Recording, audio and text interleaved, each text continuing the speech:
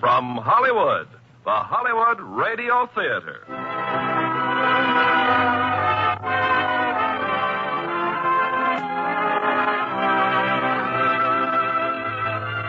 Starring Ginger Rogers in It Grows on Trees with Marcia Henderson and Greg Palmer.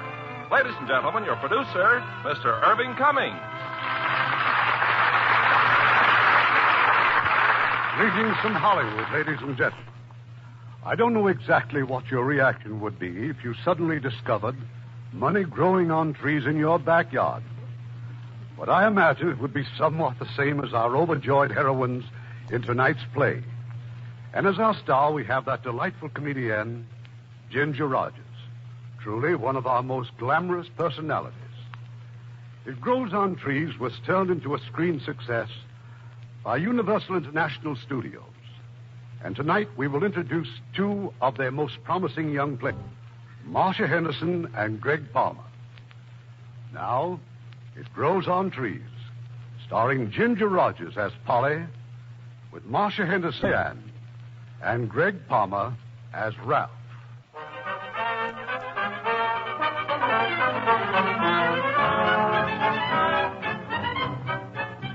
It started off like a perfectly normal day for Polly, the usual early morning scramble involving 3 children of various dimensions, 1 loving husband, that's me, and the daily battle to get us out of the house on time. Polly! Polly, where are you? In the hall, dear. Where are you? In the bathroom. Oh, good. I was afraid one of the kids had locked you out again. I'm trying to shave. Who were you talking to just now? Mrs. Pryor. She wanted to borrow some sugar and butter. Why do you let her get away with it? Some neighbor we've got thought that woman's an outright thief. Well, what I really wanted to know is what happened to this window. Where's the screen? Well, it was all rusted, dear, and full of holes, so I gave it to Mr. Gonzalez to fix. Well, it's windy outside. Look at the dust and stuff blowing in here. Well, then put the window down. I tried. I suffocated. Well, then put it halfway down. Oh, Phil, really? There. You see? It still blows in. Diane, dear. I'm getting dressed. Well, hurry, dear. Help Flip and Midge get started on breakfast. Oh, and take Midge's best shoes down to her, will you? Best shoes? Well, Midge can't possibly wear her school shoes, dear. She's worn them out. Again? Well, we'll find the money somewhere, I suppose. Oh, and don't forget to leave me $3 for Mr. Gonzalez. $3 for one little screen? I'll pay you out of next month's house money. That makes $1,603 you owe me out of next month's house money. You talk as though you don't trust me. Darling, I trust you with my life, my honor, and my children, but not with $3 for the simple reason I can't spare it. Oh, really, Phil, at times you have a very peculiar sense of humor. I don't see anything funny about it either. What's the idea? What idea? The $5 bill on the windowsill. The $5 bill on... How did that get there? Well, you put it there. I certainly did not. That is not my money. If it were mine, I assure Not you... yours? Good. Thank you, dear. Polly, I'm serious. The wind, the open window, well, it just blew in. Well, I don't know where it came from, but I certainly know where it's going. It'll pay for the screen. Now, wait a minute. That $5 belongs to somebody. It certainly isn't ours, Polly, so how can you... It blew in our window, didn't it? And I consider it heaven sent, and I'm not going to let you get noble about it. That can mean only one thing. You've gone through your house money again. That has nothing to do with it. Besides, what's the difference? Today's payday. And tonight's our little budget hassle, too. Oh, not again, dear. We'll tackle it right after dinner and cook a good, substantial meal. I'll need all my fortitude for your extraordinary bookkeeping. Just wipe that lather off your face and give me a kiss. You big bully. That evening, we launched into our monthly struggle with economics. Midge and Flip promised not to make any noise, and Diane agreed to do the dishes. So the 3 of us sat down, Polly and I and the budget. I don't mind doing this, dear, but it's just a waste of time now, isn't it? The bills have to be paid regardless. Item number 1 is milk. And there it is in black and white. Only $8? Well, congratulations. That's much better than last month. $18, dear. The one sort of ran into the K in milk. $18 for milk? Who bathes in it around here? We have 3 growing children, and it's good for them. Oh, I'm sorry, honey. It's only that I make so little. I want us to get ahead so I can open up my own office. We'll make it one of these days. I'm a pretty good accountant, Polly, and once I get started for myself, why, I'll... Judas on a raft. What's this? What's what? Incidental expenses nursery, $10. Well, Polly, don't tell me... Well, I mean... Oh, are you crazy? Of course not. That's Mr. Piney, the nursery man. I bought some plants. Plants? Well, not exactly plants, dear. They're trees. 2 nice little trees. Well, they're only 4 feet tall now, but in a couple of years... Oh, I thought you saw them. From now on, I'll bow to them. What kind of trees cost $10? Well, I'm not sure, but you see, Mr. Piney got a shipment of something by mistake, and, well, I don't really know, dear, except that's why I got them so cheap. 2 anonymous trees, 10 hard-earned bucks. But it isn't as though I bought them for myself. They're for all of us. And you know how I need to see things grow. What about needing to see our bankroll grow? What about our What about getting... our going to the movies tonight? Flip, dear, you know Daddy and I are busy. Well, I mean later, when Ralph gets here. Ralph's taking Diane to the movies, so how come we can't go, too? I'm afraid not, Flip. We simply can't afford it. You might explain it to him, dear. We can't see the movies for the trees. Jackson again, Mama. Here, kitty. Now, what on earth has she brought in this time? All right, Cassie, come on, now drop it. Come on, drop it. Another mouse? Did you ever see a green mouse? But what is it? Well, she had this all rolled up. Bill! Wait, it's a $10 bill. Hey, kids, get in here. We've got a cat with a private income. We've got Midge, honey, you can start charging this cat for room and board. Look. Money. A $10 bill. Where'd she get it? Hey, doesn't anybody answer the doorbell? Where's my date? In here, Ralph. Hi. Mrs. Baxter? Mr. Baxter? Hello, Ralph. Hello, Ralph. Better get ready, Diane. We'll miss the first show. Anything wrong here? Something wrong with the cat? Oh, Ralph, you're a bank teller. Take a look at this bill. Is this a good $10 bill?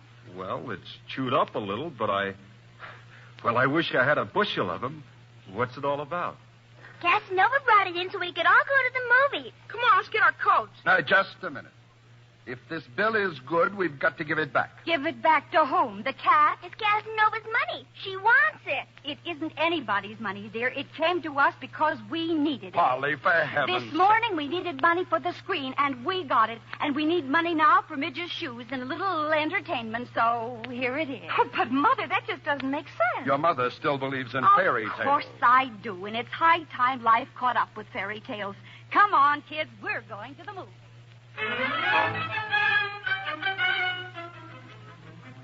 A $5 bill in the morning and a $10 bill at night. Out of nowhere. Well, it was now the following evening. I was reading the paper, Polly was sewing, Midge was playing with Casanova the cat, and Flip was actually doing his homework. No problems from anyone, except Diane. Diane, who was that on the phone, dear? Ralph. Bad news. He's been made one of the officials at the alumni dance. But that's good news. It's formal, Mother. I haven't got anything to wear. What about your blue with the silver trim? Oh, Mother. The silver's tarnished. It's much too tight. And Phil, couldn't we take some of... No, Polly. Well, now, let me finish. Just a little out of the Christmas fun. No, Polly.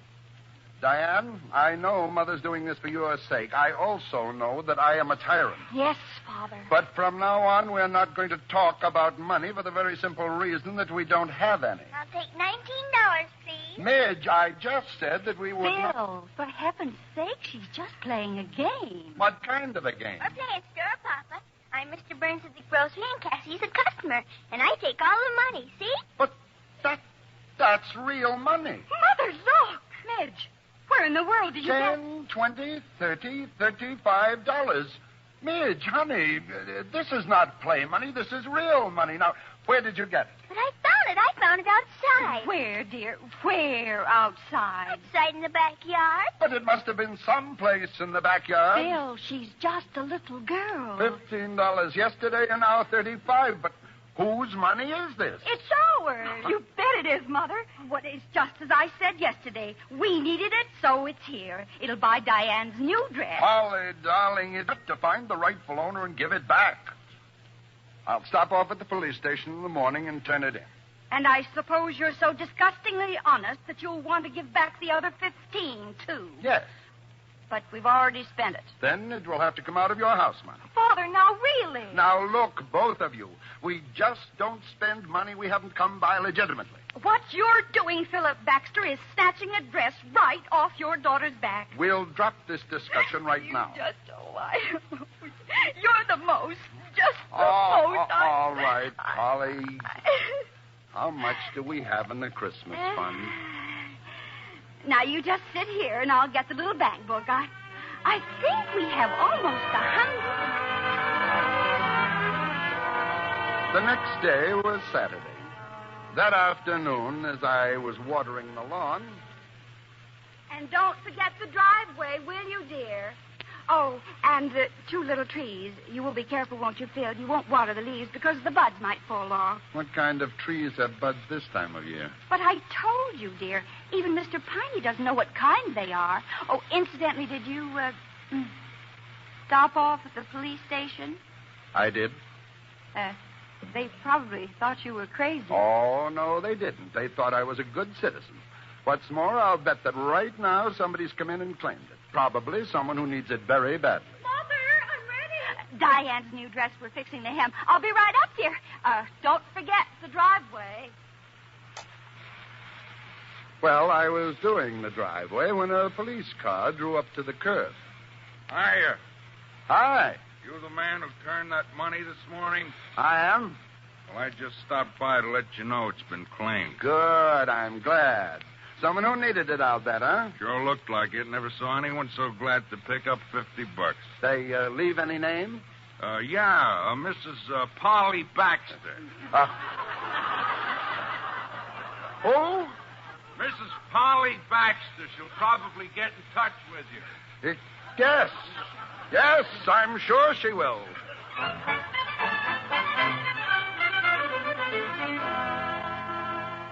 Now, stop it, Phil. Stop it at once. If you've got to yell, come in the house. I am not going in the house or anywhere until you tell me why. Why did you go to that police station? Because the money is ours. That's insane. And we needed it very badly. There are some things I didn't want to tell you, but... Now I'll have to go back to the police and tell them my wife's a thief. I didn't want to tell you because, well, you've been so worried already about money. I'll have to confess to them that my wife, my own wife... The doctor says that Midge has to have her tonsils adenoids out this coming week, and I thought that $50 would help pay for it. Polly, will you please listen to me? No. You listen to me. I'm sick of scrimping and being afraid to spend a nickel. And if it's a crime to see that your sick child gets well and not to worry your husband, whom you love, although he doesn't appreciate it, about money which he hasn't got and can't get, then I'm a thief. And you can throw me in jail and let me rot there. But the minute I get out, I'll do it all over again. No, Polly.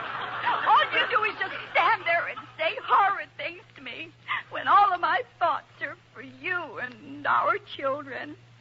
Oh, Phil, when I see the look on your face at night. What look? The look on your face and the shine on your pants, I could just die. No, sweetheart. Don't cry, Polly. You know what happens to me when you start to cry. It was wrong, and even if it was, I'm still right. No. We've always talked these things over, honey. Just stop crying and calm down, and we'll... Polly. Polly, look. Oh, no. More money. What the wind? It's blowing money all around us. Phil, 5, 10, 15, 20. The there's a plane up there, an airplane. The money must have fallen out of that plane. Well, don't just stand there. Pick it up. No. I'll pick it up. You just get me something to put it in. Oh, what a wonderful, wonderful afternoon.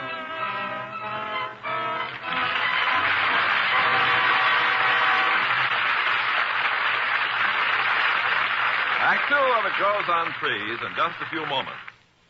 Make a friend, and you make an ally. There's a thought for you to keep in mind, as many another American has. Since the end of World War II, many American cities have adopted European ones, mainly through the work of a citizen group in New York called Operation Democracy. One of the greatest ties of friendship has been made between American cities and towns in Holland. The people of the American cities supply their Dutch friends with clothing, food. And during the floods early in 1953, the Americans won the undying gratitude of the Hollanders for their help.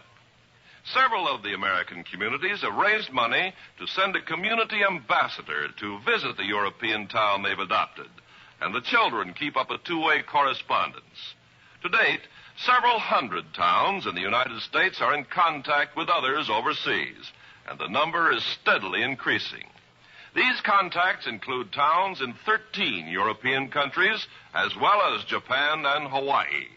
Recently, 3 more countries were added: Norway, Yugoslavia, and India, and arrangements have been started to include Turkey, Spain, and Peru. Americans in every walk of life have done something to satisfy their desire for international friendship. And you, too, can learn, as they did, that by helping others, you help your country. Now, our producer, Mr. Cummings. Act 2 of It Grows on Trees, starring Ginger Rogers as Polly, with Marcia Henderson as Diane, Greg Palmer as Ralph, and Ted DeCorsia as Phil.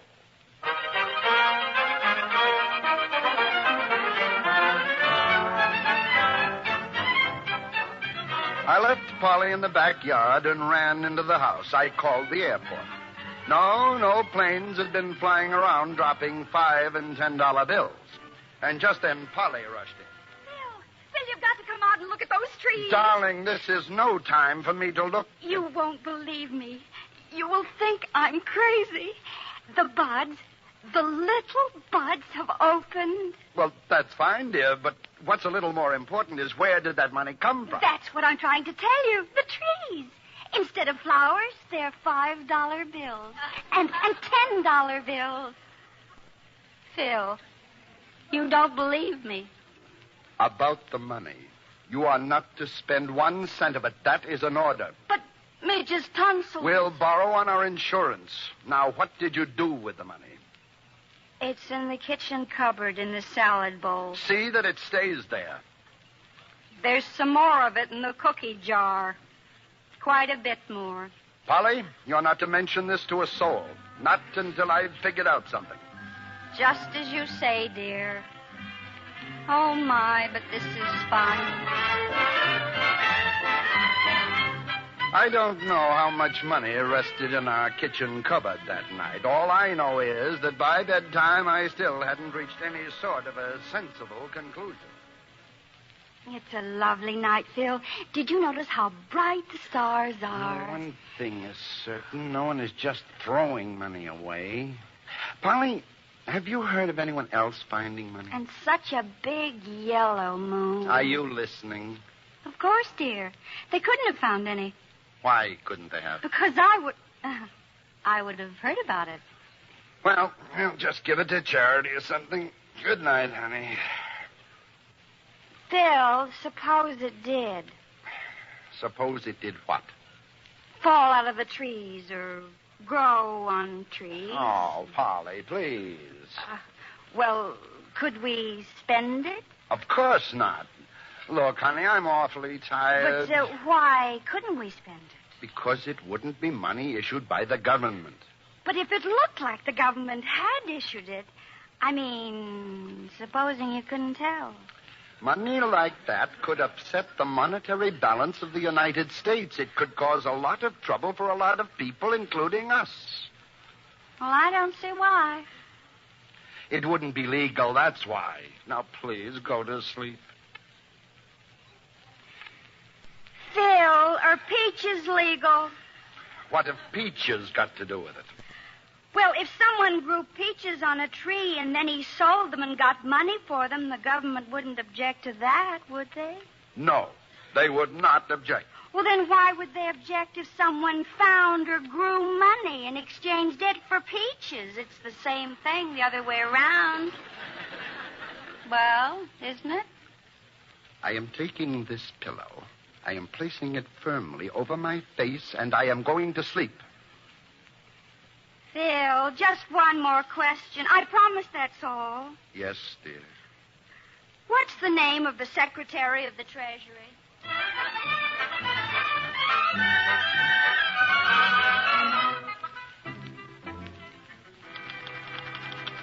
And both trees are growing money. The tree nearest the garage is in the shade and produces $5 bills. But the other one gets full sun and grows $10 bills. I've already used some of the money. However, I'm a little puzzled since my husband, who is the soul of honor, says that money that grows on trees is not legal, is it? I would appreciate your opinion very much because if the money is legal, it would be a real blessing.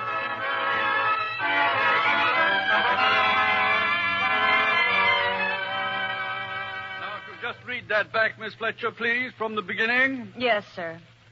Dear Mrs. Baxter, in reply to your very interesting and unusual communication, may I say that if you are in possession of trees which produce the currency of our country, and if it meets all our standards, it is my opinion that the money is perfectly legal.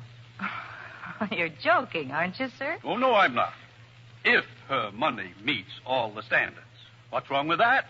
Sorry, Mr. Murchison. Now, a new paragraph. If you could send us some cuttings from your money trees, perhaps we could plant them in back of the White House. This would please the president, I'm sure, since he would no longer have to send budget requests to Congress, a procedure which he frequently finds very discouraging. Thanking you in advance, I remain, etc., etc. Mr. Murchison, are you really going to send this? Why, that poor woman's liable to take it seriously. Just as seriously as I take the information that money grows on trees. But now, type it up.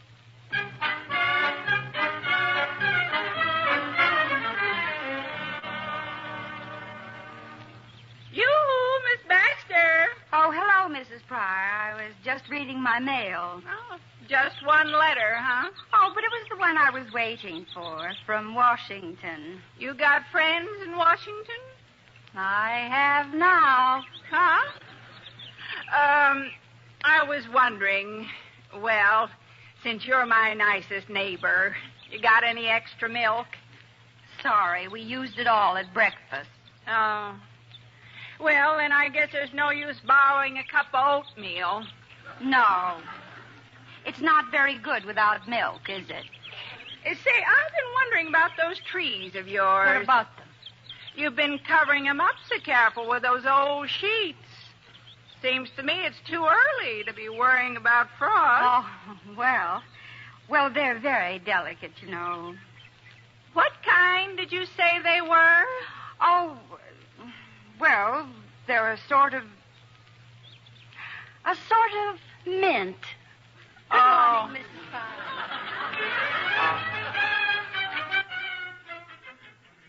Polly never told me about getting a letter from Washington. It was a secret between her and the United States Treasury. Meanwhile, I had something else to think about. Our daughter, Diane, announced her engagement to Ralph, that nice young fellow from the bank. Oh, I know that Ralph's just been promoted, dear, and he's making a very nice salary now, but Phil, they're such children. Oh, now, honey. We weren't much older. We managed to grow up, didn't we? Now, what about the wedding? Oh, well, we'll have a church wedding, of course, and the reception at the country club, and we can rent the ballroom, and I think the bridesmaids should wear taffeta. Yep, taffeta. Phil, do you think that we should have ushers? No, slow down. There's some ridiculous custom that the father of the bride pays the bills, although custom evades the question as to how the poor guy gets the money. Oh, money.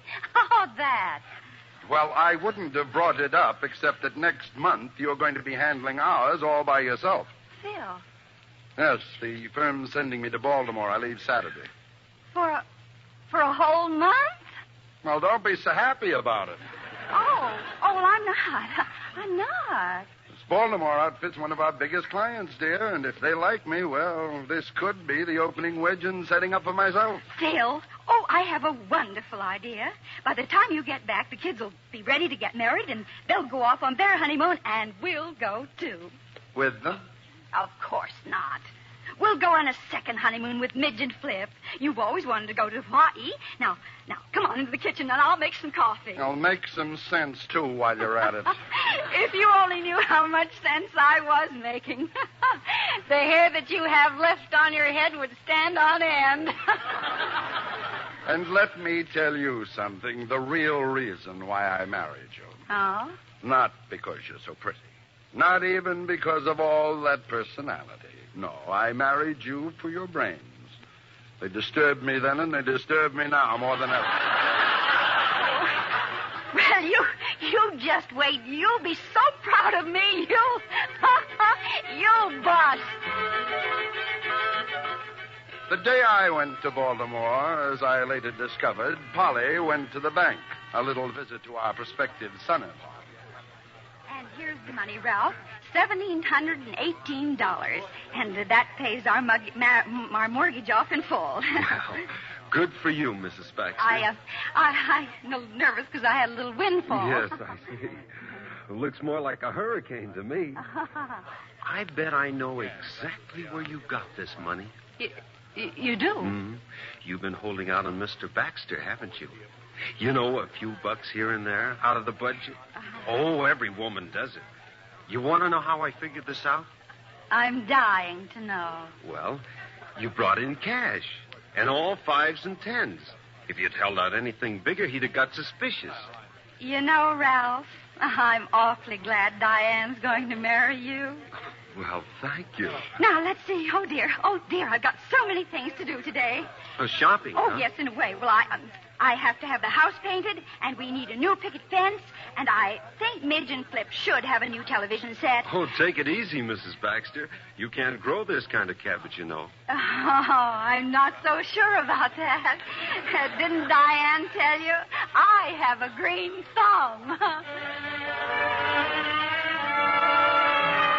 4 weeks later, I came home from Baltimore. It was all I could do to recognize my house. Freshly painted, a new fence. I couldn't understand it. I couldn't understand Polly either when I walked in. Why, Phil, what are you doing here? I live here, remember? Well, I wasn't expecting you until tomorrow, dear. Tomorrow? I was due home yesterday. Hi, darling. Oh, I'm so glad to see you. But if you were due home yesterday, where were you? I might have worried. Well, you should have. I was in jail. Phil! Along with 20 drunks. You weren't drinking? Drinking? That's only a misdemeanor. I'm in the big time. I got jugged for passing counterfeit money. But where could you have picked up counterfeit money? Polly, remember before I left, I gave you my expense check. I asked you to get it cashed for me. Oh, that. As long as I live, I'll never understand it. Anyway, the night before last, I took the client out for dinner, drinks, steaks, brandy, the works.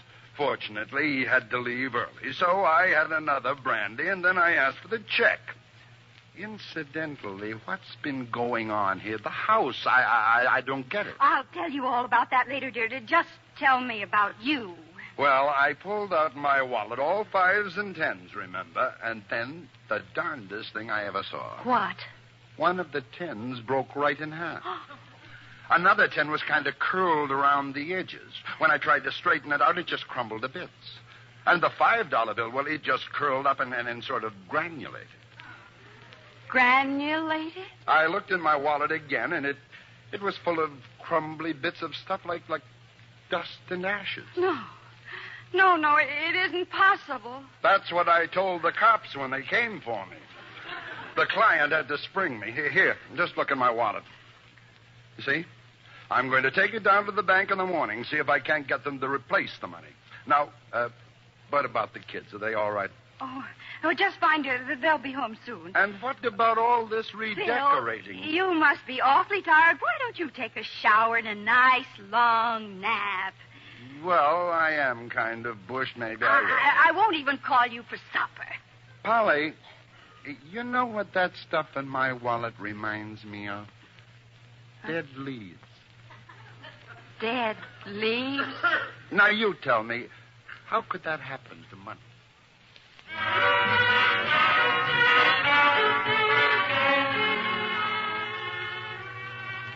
Oh, it's you, dear. Oh, I've just been out in the backyard cleaning up. Have a nice nap? Oh, fine. Well, I'll get you something to eat. That can wait. I wouldn't digest it. Polly, I have here a stack of bills I found upstairs. Oh, but they're not bills, dear. They've all been paid. You just didn't look. I looked. Washing machine, television set, painting, fence, draperies, all paid in full. But how? What with? Oh, well, not now, dear. There's something I want to see on the back porch. It'll keep. I hope so. What I want to know is where. Where I got the money for everything. Well, I just can't tell you. I got it honestly and legally, only you'd say it wasn't, and you'd want me to stop spending it or give it back. If you came by it honestly, why should I object? Because you're just too ethical and righteous and wrong. Besides, things are happening which I didn't expect, and, well, you've got to give me time to work them out somehow. You sure you wouldn't like a little sardine sandwich or a nice time, Ralph. Just go away and leave me alone. Diane and Ralph. But, honey, I didn't say your mother was a thief. Diane, come in, please. Hello, Daddy. Oh, Mother, he did. He did say that you're... I didn't. I only said... He said that you gave him some bad money, and that's why he's been demoted at the bank. And now he can't marry me. Oh, my poor baby. Mrs. Baxter, please. All I said is that since I'm getting less salary again, we'll just have to wait. What he's trying to do is break off our engagement, which is just simply fine with me. It's just the way I want it. Only he needn't call my mother a counterfeiter in order to do it. Now, let's be calm, Ralph. Let's take it easy now, boy. What's all this nonsense about my wife giving you money? Any kind of money, let alone bad. Well, sir... Oh, no. I'm not going to stand here and listen to him say it again. Diane. And don't try to shush me, Father. I'm too old to be bullied. And if you're going to let him stay in this house after the things he said about your loving and devoted wife, well, then you're no better than he is. We'll try it again, Ralph. Mr. Baxter, I'm not trying to break our engagement. Believe me, I love Diane. It's just that Mr. Sleemish, he's the bank manager, well, he demoted me on account of the money. But I didn't say that you were what she said I said, Mrs. Baxter, honestly. And I wouldn't tell him who you were. Oh, dear. I only said the money you gave me to pay off the mortgage was, well, it was sort of funny, Mrs. Baxter. You mean the installment on the mortgage, son? Oh, no, sir, in full. Paid it off in full. Only it wasn't any good. What was wrong with it? Well, sir, it crumbled. Mr. Sleemish didn't like that at all. Crumbled, sort of granulated? Yes, sir. Never saw anything like that in my life. Ralph, not $5 and $10 bills. How did you know? I have moments of clairvoyance. Well, I guess I started something all right. I just don't know what to say, believe me. But if anything happened to me and Diane, and if this wasn't going to be my family, well, I just couldn't take it. Well, Polly, don't you think it's about time you told me where you got this unhappy money? It grows on our trees. I beg your pardon. It does. On the trees I bought from Mr. Piney. Your expense check, I didn't cash it at the bank. I cashed it at the trees. And I suppose the chief teller there is a woodpecker? You don't believe me. You just don't believe me.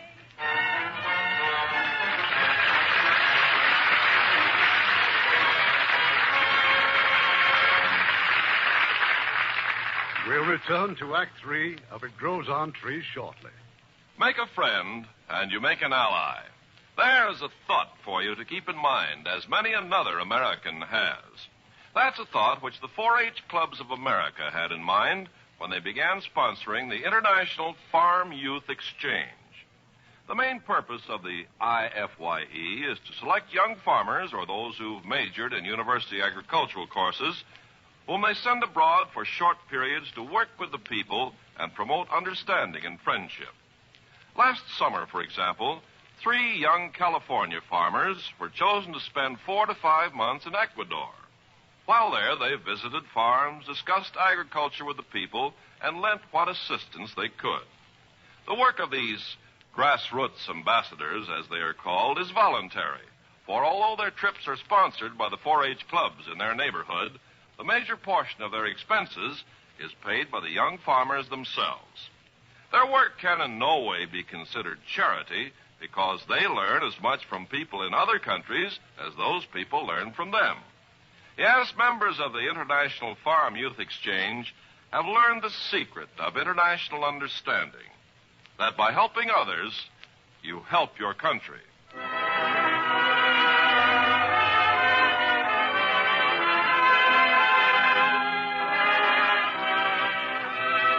We pause now for station identification.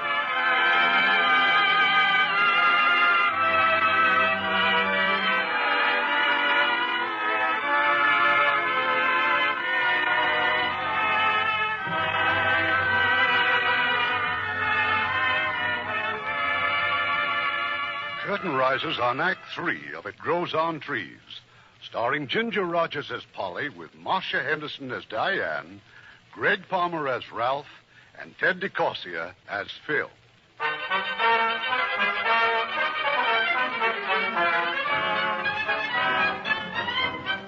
Polly took me by the hand and led me out onto the back porch. She took a blanket off a wash basket. It was full of money. Just don't say a word until I've finished. All right, you see all this money? Well, something's happening to it. The bills are drying up.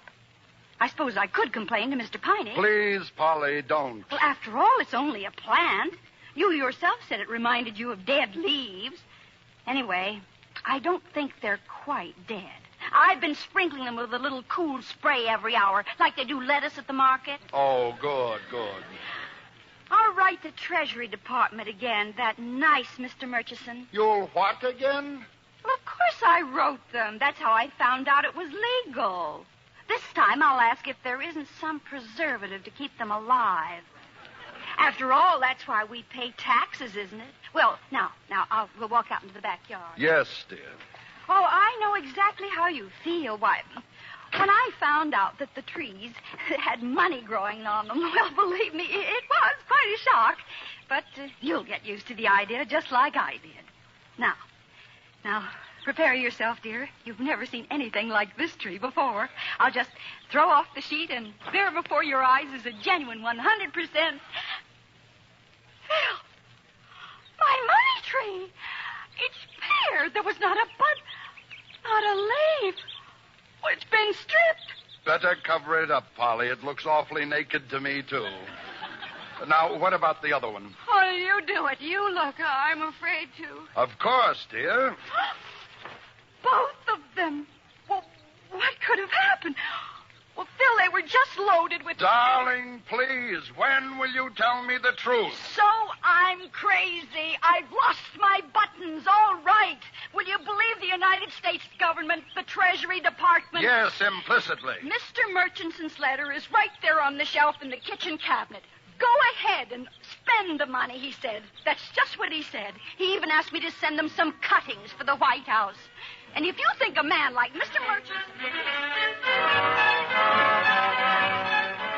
I stood in the kitchen as Polly frantically searched for the letter, but of course there was no letter. Was here was. It was, and I'm not crazy, and I don't tell lies. Not big ones. And, well, it does grow on trees. Of course it does, sweetheart, of course. And if you think I'm making it up about the letter, too, well, then, well, you can just go next door and ask Mrs. Pryor. She saw me the day I got the letter. She even asked me... Mrs. Pryor. Phil, she's taken it. She's done something with it. Now, take it easy, honey. I know how Mrs. Pryor comes in here and helps us up, but she wouldn't take a letter, now would she? Who called her a thief? Did I? Oh, no, you did. Polly, please listen to me. And she's taken some of the money, too. Oh, now I'm sure of it. At first, I thought I hadn't counted it right. I even... Oh, you've got to talk to her, Phil. It isn't the money I care about. It's what you think of me, and it does grow on trees. It does.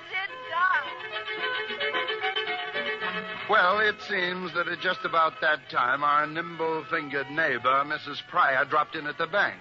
Ralph just happened to observe her. Naturally, he called his boss. You give me back my money. Oh, you wait till I get a lawyer. You call this joint a bank? Why, it's nothing more than No, madam. Of course you can have your money. All we want to know is where these $5 and $10 bills came from. None of your business, that's where. I suppose you're going to tell me they're not legal. All right, I will. I do not consider this money legal. Well, it just so happens that the United States government does. Here's a letter to prove it. Huh? You see this? Well, what does it say? United States Treasury Department. Oh, you just wait. But this letter's addressed to Mrs. Philip Baxter. What? You just give me back that letter. I'll take my trade where it's appreciated. Ralph?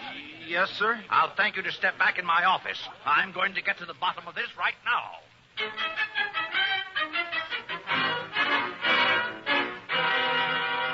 And Ralph wasn't joking, Mother. I've just been down there. He's in jail. Ralph's in jail. But what did he do? He kept his mouth shut, that's what. He won't say a word. He's protecting you. And that money you gave him for the mortgage. Oh, now, baby. They're not going to keep Ralph in jail. I just won't let them. What can you do? Well, I'm going down there and get him out right now. And don't you worry. If I don't come back, dear, explain it to Father, will you?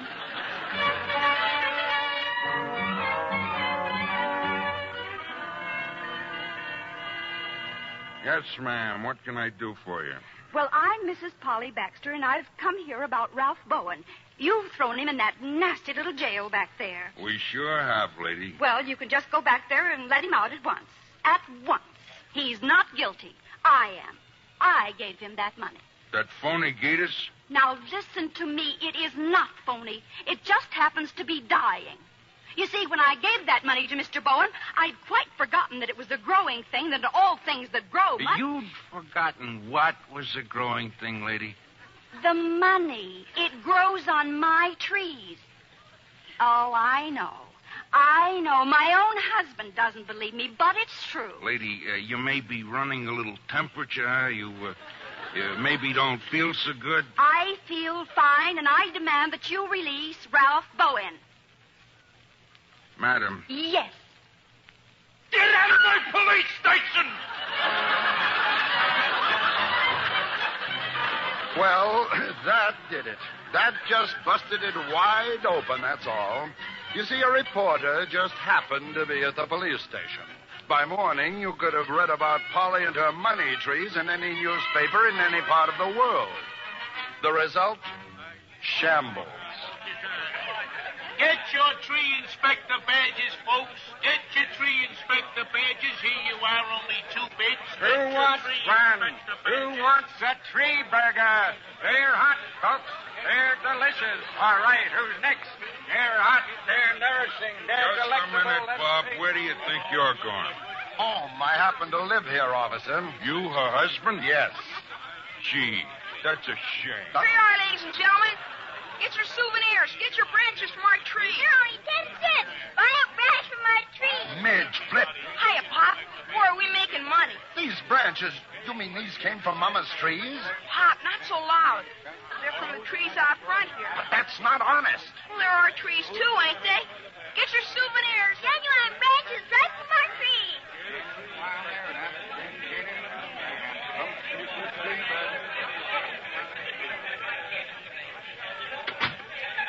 My goodness, Phil.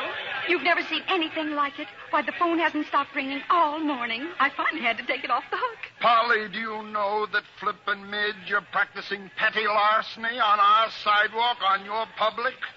Now, where's Diane? In jail, dear. What's she done? Nothing. She's waiting for Ralph. They're going to let him out on bail.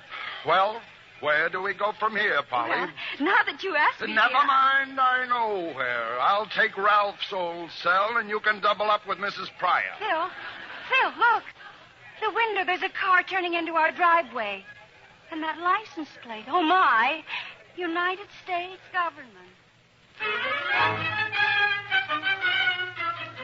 We met them in the backyard. Mr. Murchison from the Treasury Department, Mr. Leatherby from the Internal Revenue, and Dr. Burroughs, Botanical Research. And I'm Polly Baxter. Well, gentlemen, this is a great honor, I'm sure. At the risk of sounding rude, Mr. and Mrs. Baxter, it's my opinion that this whole thing is a hoax. These two trees, why, they don't even look capable of growing leaves, let alone money. What's your opinion, Dr. Burroughs?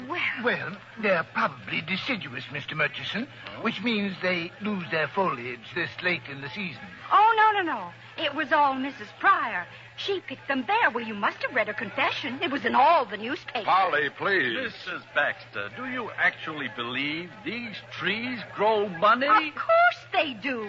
Why else would I have written to you about them? Very, very curious. In all my experience, I've never run across this particular species. You see, the buds, well, they're just like tulips. Ah. And when they open, inside each was a lovely little green $10 bill. And on that one, $5 bills. Fascinating. Oh, we've got to put a stop to this, Mrs. Baxter, and you're the only one who can do it. But how? By issuing a statement that was all a deliberate hoax. Oh, but I couldn't do that. It wouldn't be the truth. Besides, Mr. Murchison, if she did, well, there's the letter you signed. You not only condoned, you also encouraged, which makes you an accessory and equally culpable. I am not going to let you make Mrs. Baxter your scapegoat. Thank you, dear. That was very nice of you. Mr. Baxter, have you actually seen money on those trees? No. But my wife, and I've had her nearly 20 years, and I should know her by now, is an honest woman. And if she says her trees grow money, then her trees grow money. But, my dear sir, it sounds like a... Like a wish come true. And that's exactly what it was. And that's what makes life so full of wonder. Does anyone know what she's talking about? I'm talking about wonder. Personally, I wouldn't want to live in a world without it. And the world does have it, you know. It's just full of wonder. Except people forget. Or even when they grow up, they meet it and they call it phony and fake. Gentlemen, I have a wonderful news. Well, Burroughs, what is it? I re-examined the trees, and one of them, the $10 tree, is expecting. It has a bud on it.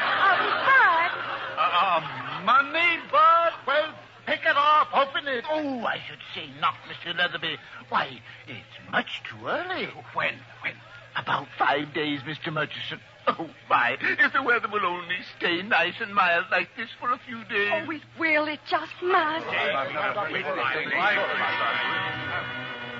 So what happened? It got wet and colder, rain and frost.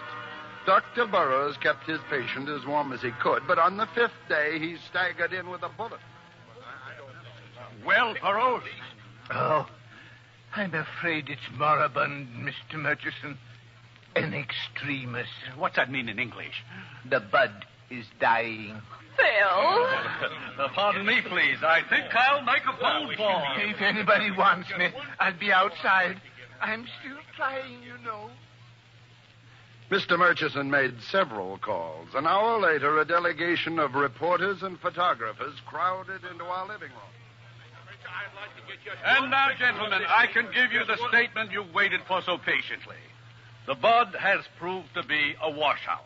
This not only vindicates us, but it takes the case out of the realm of abracadabra and makes it instead the willful passing of illegal money. Now, I spoke to the Attorney General, and I asked him to take immediate action against Mrs. Hollyback. The Attorney General told me... I'm dying. As a matter of fact, we're going downtown this afternoon and pick out our tree.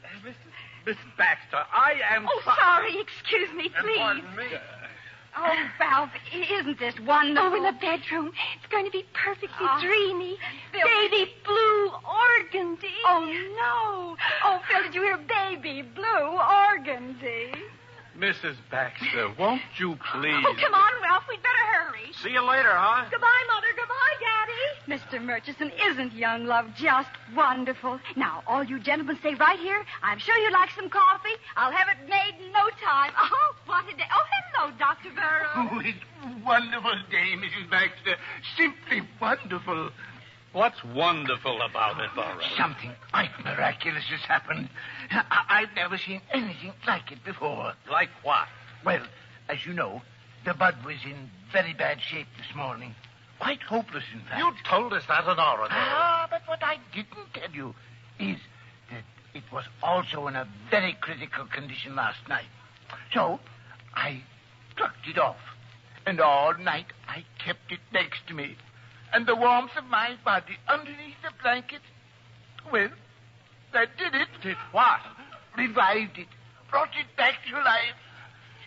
It's not a money bud. Well, I haven't looked yet, but I've got it right here. Well, let's open it. Well, now, stand back, everyone. Stand back, please. Oh, Phil, I just can't bear to watch. Steady, Polly. Steady, girl. All right. Here we go. Slowly, carefully, Dr. Burrows opened the bud, and so help me, there inside was a tiny $10 bill. New York Stock Exchange closes. Wall Street panics. Murchison admits tree grows cash. Congress calls special session in money crisis. That night, Mr. Murchison and Company held another little session in our living room. And so it would seem that the matter of a capital gains tax, Mrs. Baxter, won't do it all. No, indeed. I'm afraid that now you'll have to pay the regular income tax. Well, don't worry, gentlemen. We should have a new crop by March the 15th. We'll pay in cash. This is absurd. All we have to do is appropriate the trees by due process of law. But according to the Bill of Rights, Mr. Leatherby, no private property may be taken for public use without just compensation. Well, naturally, we'll pay. How much and with what? With money? We grow our own. It seems to me that it's your patriotic duty to give up those trees so we can destroy them. They're a menace to the economy of our country. I never intended keeping them, and I've never approved of using the money. My wife will confirm that. We can have them then? Just a minute. You've pushed my wife around, and I don't like that. You've called her names, too. All right, we apologize. Don't we? Yes.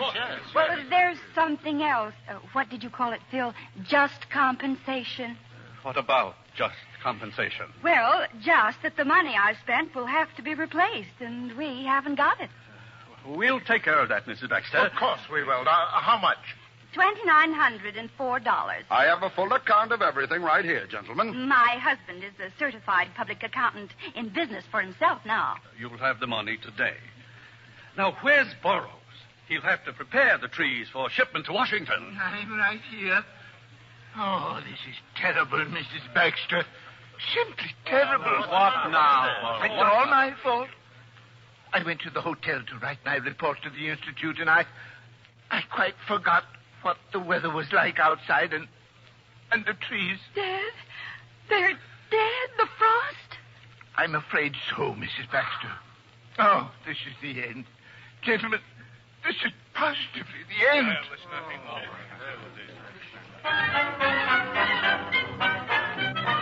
The end? Well, not quite. Just as the gentleman left, a delivery boy arrived. A package for Polly. Oh, Phil, isn't it just darling? And you know what? All it cost me was $6.40. Polly, what is that thing? What is it? Well, it's a lamp, of course. That piece of junk's a lamp? It's a lovely little antique lamp. $6.40, Polly, honey. Won't you ever understand? Just because something is cheap, that doesn't mean... Well, you just wait and see. Oh, I admit it's a little tarnished and battered maybe, but my goodness, once I clean it up... Oh, Phil, please don't scold me today. I'm not scolding you. I know how you feel about those trees, but really, Polly, wasn't it all for the best? Wonder and enchantment. Well, they just don't fit in with everyday life. No more than this crummy old lamp. Yes, dear, but as long as I've got it. Okay, clean it up. Have fun. See you later, sweetheart. If that isn't just like a man. Just because it's a little messy, just because it has a dent or two. Why, it's a beautiful little lamp. And it won't take a minute to clean it. Now, I'll just take this little caw cloth and I'll start rubbing it and shining it. Smoke. It's starting to smoke. A billowy cloud of... a genie! Why, there's the genie in it. Phil! Phil, the most wonderful thing! You won't believe me, but the lamp I just bought...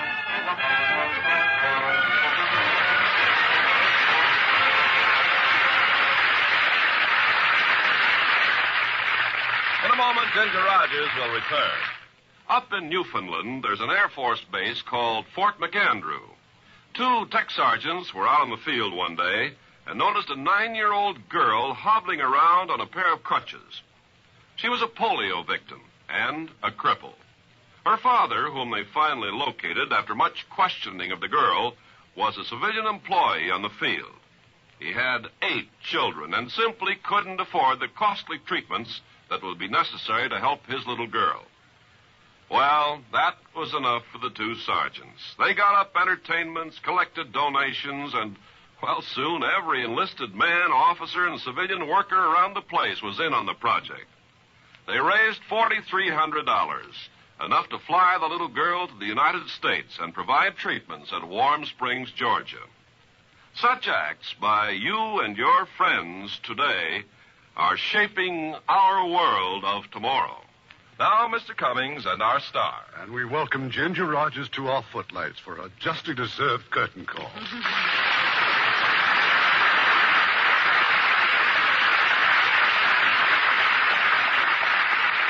And I would like to add a word for Marcia and Greg. I think they were wonderful. We're always happy to give a boost to our young players and watch them rise to stardom.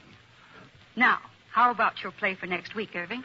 Our play for next week was first a Broadway success, then made into an excellent picture by J. Arthur Rank in England, and released here by Universal International.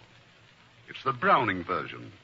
And as our stars, we have invited one of the most beloved couples in Hollywood, Ronald Colman and Benita Hume. Appearing with the Colmans will be Hugh O'Brien from Universal International. Oh, I wouldn't miss the combination like that. Good night, Irving. Good night. We had a wonderful time.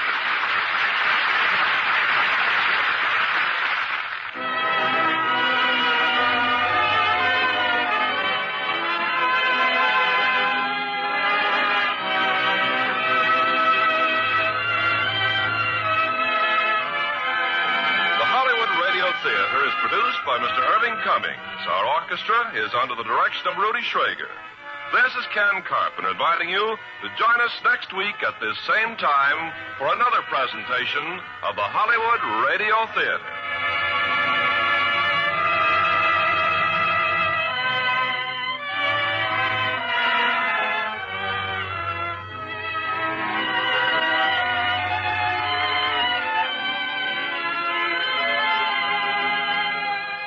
Radio Theater is a presentation of the United States Armed Forces Radio and Television Service.